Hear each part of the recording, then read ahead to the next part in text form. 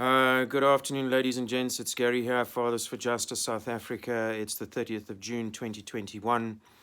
I've just finished watching the special assignments article that they did on the Department of Social Development and Social Workers in South Africa. So, let me be very careful and clear about my words.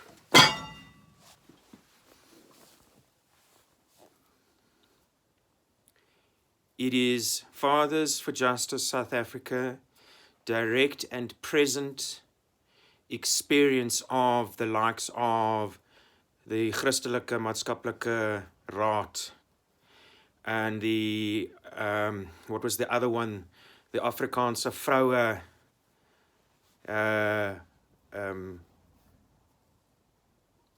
organization.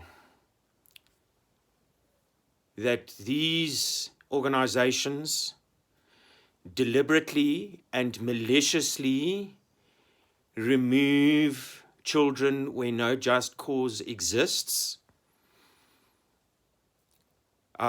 because of their hate, in the vast majority of the cases of fathers.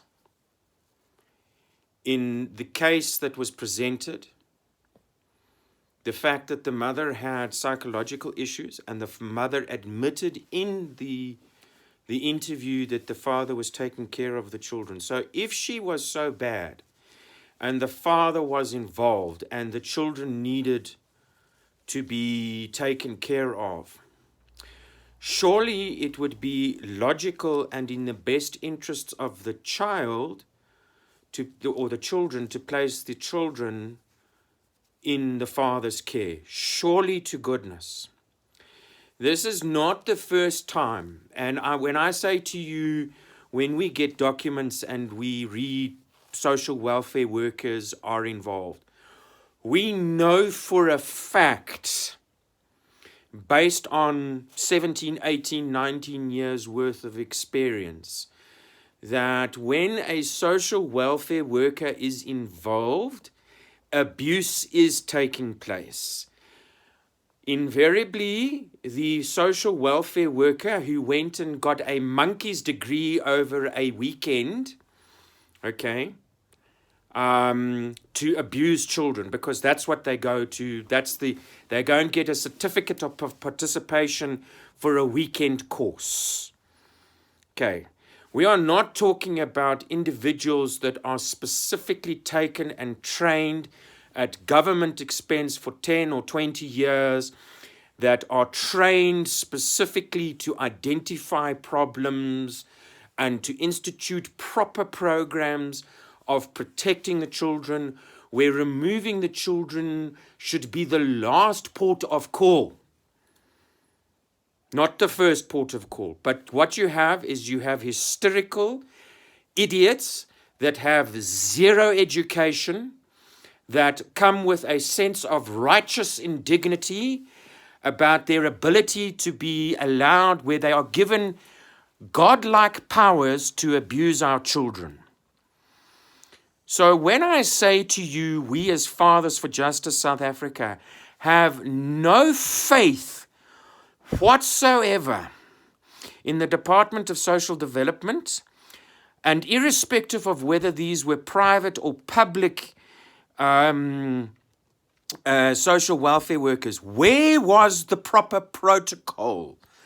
Where was the correct protocol that identified that particular home was the correct place to send the children? The mother indicated that the father was involved in the children's lives and was taking care of them. Surely to goodness, that is a clear indicator that while this mother might not be the best mother in the world, she's doing the best given her circumstances, and is allowing the father to participate and take part in caring for the children. One child is dead because the government thinks it is fantastic. It is wonderful to abuse children. It places our children in direct and present harm's way by placing incompetent, useless monkeys, okay, with power of life and death over our children. We want to know from the Department of Social Development, what are they doing about prosecuting that particular social welfare worker? Have they removed the rights of that place of safety away from the mother, from the people where this child unfortunately died, sadly died?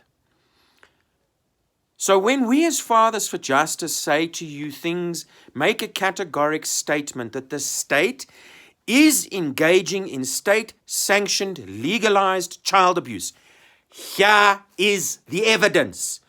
Institutions like the Christelike Maatskaplike, CMR and the Afrikaanse Vroue Federasie or whatever they are.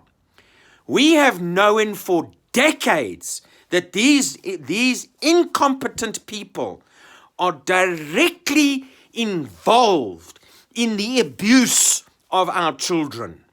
They are directly involved in placing our children in harm's way. You know, Hein from Springs comes to mind. Solomon Mudlani comes to mind. Castro Mayasela comes to mind. How many more people do you want us to name where the Department of Social Development, with incompetent, ill-trained, ill-equipped, useless, incompetent social welfare workers are directly involved in the abuse of our children? We know the names. We know the cases. But yet somehow we are hysterical and irrational when we know for a fact that we know when a social welfare worker is involved, the child is either ignorant, the social welfare worker is either ignorant of the abuse, participating in the abuse, or is the person that is leading and participating in the actual abuse of the child. So the social welfare worker themselves is directly responsible for the abuse of the child. They are aiding and abetting one or both of the parents in the abuse of the child. And the arrogant response from the Department of Social Development, the respondent that was there, the ignorant fat tick that was sitting there like a god, saying, oh, no, the mother can go to a lawyer. Really, with what money? What money? So this mother has already lost her child. With what money do you expect this mother to now go and hire a lawyer? Because I can tell you now, a lawyer is going to cost that mother anything between 60 and 600,000 rand. So these pieces of garbage that sit there like gods, destroying and abusing our children.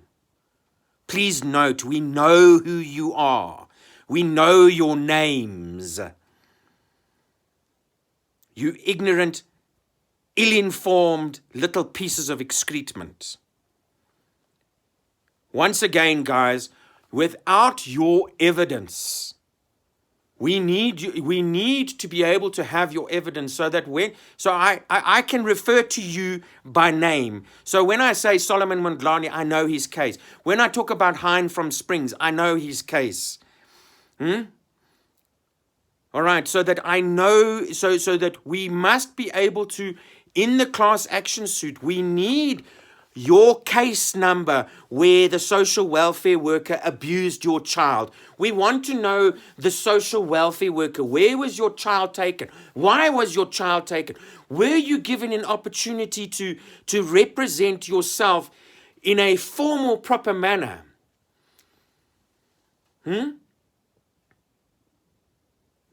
Joe, whose rights have just been removed because a social welfare worker said so.